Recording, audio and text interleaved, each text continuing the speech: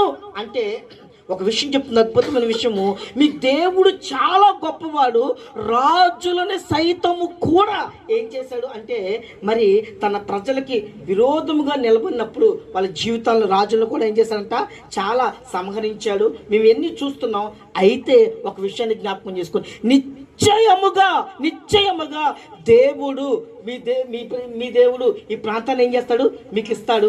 ఖచ్చితంగా ఈ ప్రాంతంలో ఉన్న వాళ్ళందరినీ ఏం చేస్తాడు, చంపేస్తాడు. అయితే ఒకటి, మీ దేవుడు వచ్చినప్పుడు, మీరు వచ్చినప్పుడు ఏం చేస్తారంట, మనం ఏం చేసుకోండి, జ్ఞాపకంగా ఉంది.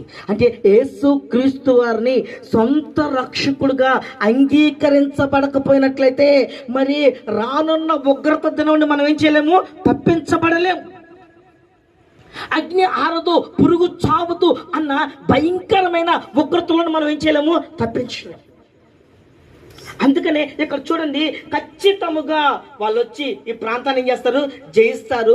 ఆ జయిస్తారు కనుక నన్ను ఒక విషయం చెప్తుందండి, నన్ను మిమ్మల్ని రాశారు కాబట్టి నన్ను, అయితే నా ఇంటి వారందరినీ కూడా రక్షించయ్యా అంటే ఈరోజు